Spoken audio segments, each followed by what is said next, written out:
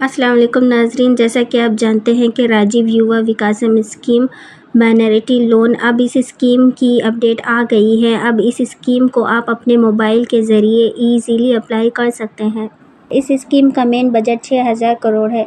इस स्कीम का मकसद जो अनएम्प्लॉयड यूथ है उनको एम्प्लॉयड बनाना। इस स्कीम के तहत तेलंगाना रियासत के 5 लाख बेरोज़गारों को हुकूमत की जानिब से हर एक नौजवान को 3 लाख रुपए तक माली मदद फ़राहम की जाएंगी, जिसमें माइनॉरिटी तबके से लेकर दूसरे तबके जैसे SC, ST, BC शामिल है। सबसे पहले इस स्कीम को 3 कैटेगरी में डिवाइड किया गया है। पहली कैटेगरी के तहत हुकूमत से 1 लाख रुपए का लोन दिया जाएगा, जिसका 80% सब्सिडी की रकम हुकूमत की जानिब से अदा की जाएंगी और बाकी 20% की रकम बेनिफिशियरी को अदा करनी होंगी।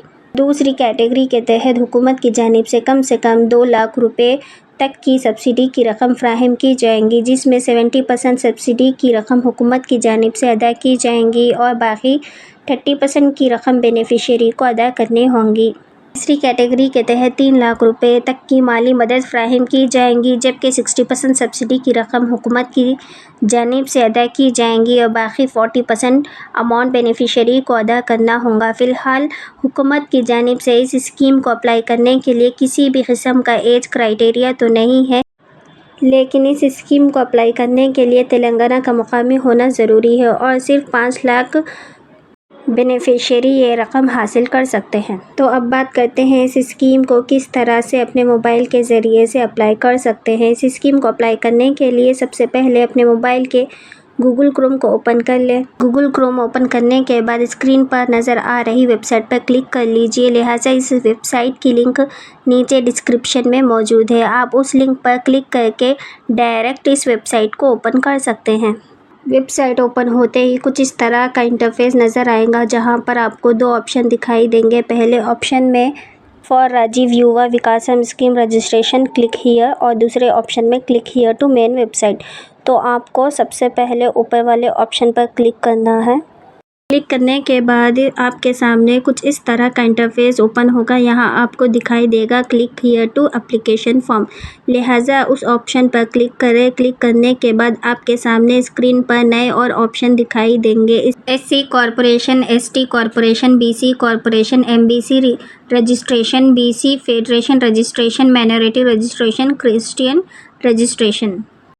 अगर आपका ताल्लुक़ मुस्लिम तबके से है तो माइनॉरिटी रजिस्ट्रेशन पर क्लिक कीजिए। पेज ओपन होने के बाद आपके सामने कुछ इस तरह का इंटरफेस नज़र आएगा, जहां पर आपको 7 ऑप्शंस नज़र फर्स्ट ऑप्शन पे अपना नाम और आधार कार्ड नंबर वो सिलेक्ट कर ले। उसके बाद आप ये जो ऊपर बताया जा रहा है ना वीडियो स्क्रीन पर, सेम यही सिलेक्ट कर लें।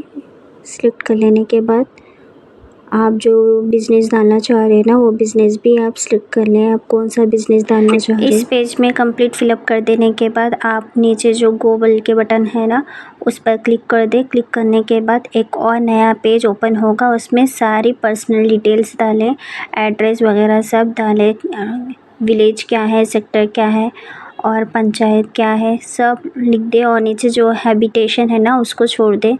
और नीचे इधर जो सेक्टर डिटेल्स है ना वो ऑलरेडी फ़िलअप करे हुए होंगे, क्योंकि फर्स्ट पेज में सब सिलेक्ट कर दिए थे ना, उस हिसाब से यहाँ पे वही डायरेक्टली आ जाएंगे।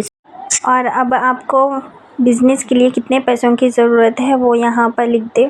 बैंक डिटेल्स लिख दें, ब्रांच लिख दें, ऑटोमेटिकली IFSC कोड लिख कर टाइप होकर आ जाएगा।